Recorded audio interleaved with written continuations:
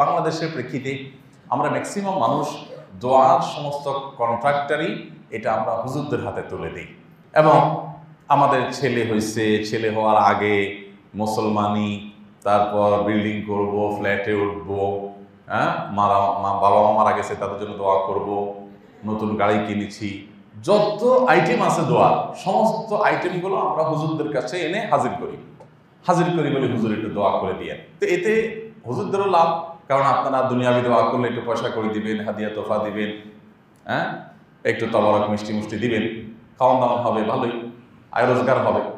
আর আপনারা চিন্তা করেন যে আমি গুনাহগার মানুষ, আমার দোয়া কবুল হয় না হয়, আর আল্লাহ তাআলার কাছে যে সুন্দর করে হুজুর বলতে পারে, আমি তো এত সুন্দর করে বলতে পারি না। এই কারণে আমরা অনেকে দোয়া করি না, এটা ভুল।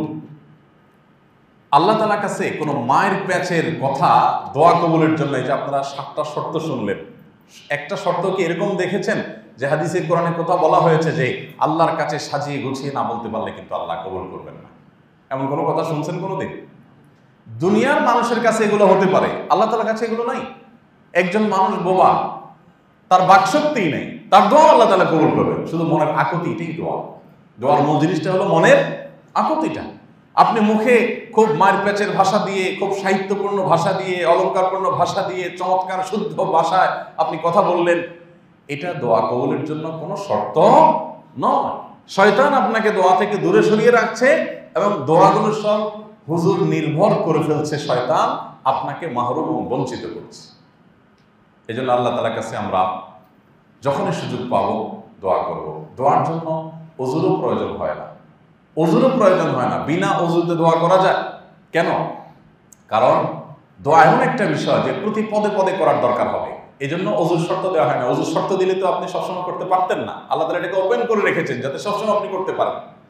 নবী করিম সাল্লাল্লাহু আলাইহি ওয়াসাল্লাম বলেছেন, এমন কি কারোর জুতার ফিতাটা ছিঁড়ে গেছে, সামান্য সমস্যা, নিজে নিজে ঠিক করে ফেলা যেতে পারে, এই জিনিসটাও যেন সে আল্লাহর কাছে চেয়ে নেয় এবং এটাকেও মনে করে আল্লাহ এই ছোট ক্ষুদ্র বিপদে আমি আপনার সাহায্য চাই। এর নাম হলো বন্দেগী, এর নাম হলো দাসত্ব, এর নাম হলো আল্লাহর প্রতি মনোনিবেশ করা। প্রিয় নবী সাল্লাল্লাহু আলাইহি ওয়াসাল্লামের পুরো জীবনে যদি আপনি স্টাডি করেন, দেখবেন যে ঘুম থেকে উঠা থেকে নিয়ে আবার ঘুমানো পর্যন্ত প্রতিটি পদক্ষেপে দোয়া। আপনি মিলিয়ে দেখেন, ঘুম থেকে উঠছেন, সাথে সাথে দোয়া, আলহামদুলিল্লাহিল্লাযী আহইয়ানা বা'দা মা আমাতানা ওয়া ইলাইহিন নুশুর, আছে না নাই? এরপর আপনি ওয়াশরুমে যাচ্ছেন, ঢোকার আগে দোয়া, ওয়াশরুম থেকে সেরে বেরিয়ে আসছেন, দোয়া, ওযু শুরু করছেন, বিসমিল্লাহ, দোয়া, ওযু শেষে আবার দোয়া, আপনি আবার বাসা থেকে বের হচ্ছেন, মসজিদের দিকে যাচ্ছেন, বিসমিল্লাহি তাওয়াক্কালতু আলাল্লাহ, আপনি দোয়া পড়ে বের হচ্ছেন। আবার মসজিদে আসতে আসতে একটা দোয়া আছে, মসজিদে ঢোকার সময় আলাদা দোয়া আছে, মসজিদে ঢোকার পর নামাজ পড়তে সেটা তো ইটসেলফ দোয়া। এরপরে মসজিদ থেকে বের হচ্ছেন, আল্লাহুম্মা ইন্নী আসআলুকা মিন ফাদলিকা, আবার দোয়া। আপনি দোকান খুলছেন, বিসমিল্লাহ বলে দোয়া। আপনি বাজারে যাচ্ছেন, সেখানে আলাদা দোয়া। এমনকি আপনি খাবার গ্রহণ করছেন, দোয়া, খাবার শেষ করছেন, দোয়া, ঘুমের শুরুতে আবার দোয়া, বিছানা যাচ্ছেন, সেখানে আবার দোয়া, পুরো জীবনটা দোয়াময়। ভাইরা আমার, দোয়াকে যদি আমরা বুঝে বুঝে নিবেদন করতে পারতাম তো দোয়াকে এনজয় করতাম, দোয়া আমাদের কাছে বোঝা হতো না, মজা হতো। আমি সবসময় বলার চেষ্টা করি, ইবাদত হয় মজা পেয়ে করবেন আর না হলে বোঝা মনে করবেন। ইবাদতে হয় মজা হবে না বোঝা হবে, দুইটার একটা, হয় মজা হবে আর না হয় বোঝা হবে। বোঝা মানে আল্লাহ ফরজ করছেন তাই করতে হয়, করলাম, এটা হলো বোঝা। আর মজা হলো যে আমি এটার অন্তর্নিহিত বিষয়গুলোকে, নিগড় দিকগুলোকে উপলব্ধি করব, ফিল করার চেষ্টা করব। আল্লাহ সুবহানাহু ওয়া তাআলা আমাদের সবাইকে বেশি বেশি আল্লাহর কাছে দোয়া নিবেদন করার তৌফিক দান করুন। একান্তে আল্লাহর কাছে দুহাত তুলে আল্লাহর প্রশংসা করে দুরূদ শরীফ পড়ে, দুরূদ শরীফ নামাজে যেটা পড়েন এটাই পড়েন, এরপরে আপনি নিজের ভাষায় চাইতে থাকেন। এমনকি আরবিতে দোয়া আপনি জানেন না, কোনো অসুবিধা নেই, আপনি নিজের ভাষায় আল্লাহর কাছে চাইতে থাকেন। আল্লাহ আমার নিজের মুক্তি, জাহান্নাম থেকে মুক্তি চাই, বাবা মার জন্য, সন্তানের জন্য, ফ্যামিলির জন্য, দেশের জন্য, গোটা বিশ্বের জন্য আমরা আল্লাহর কাছে দোয়া করবো, কোনো প্রকার হেজিটেশন যেন না হয়।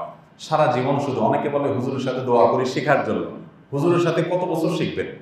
সেই ছোটবেলা থেকে শুরু করছেন, হুজুর হাত তোলে আপনিও হাত তোলেন, হুজুর হাত নামান আপনিও হাত নামান, হুজুরের সাথে তুলছেন, ভালো কথা। হুজুরের হয়তো আজকে আল্লাহর কাছে 4টা জিনিস চাওয়া দরকার, চাইছেন, হুজুরের দোয়ার অপশন শেষ, হুজুর হাত নামায় বলছেন। আপনার হয়তো আজকে একটু পেটে ব্যথা আছে, আরেকটা এডিশনাল দোয়া আছে, আপনি সেটা করতেছেন না। এমনকি আমাদের সমাজে দেখবেন যে হুজুরের সাথে দোয়া করার পর হুজুর হাত নামায় ফেলছেন, কেউ যদি তারপরও আরো দোয়া করে, তার আরো আল্লাহর কাছে চাওয়া আছে, তখন আশপাশ থেকে মানুষ এরকম গুদা মারে। এটার মানে কি? আরে এটা হুজুর নামায় ফেলছে, তুমি কি করতেছো এখন? আছে না নাই?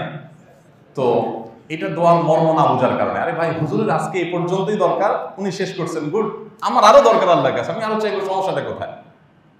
আবার অনেক সময় দেখা যায় আমি জিকির আজকার করতেছি, আমি দোয়া করবো আস্তে আস্তে, আমার মতো আমি দোয়া করবো, কিন্তু না, সেখানেও খোঁচাখুচি শুরু, আরে এখন বসে আছেন কেন, হাত তোলেন। তো এই দোয়াটা এটা ট্র্যাডিশনাল কিছু না, দোয়াটা হলো ভেতরের আকুতি প্রকাশ করার নাম, সেটা বিভিন্ন সময় আমরা করার চেষ্টা করবো। আল্লাহ তাআলা আমাদের সবাইকে আমলের তৌফিক দান করুন। জাযাকুমুল্লাহ খাইর।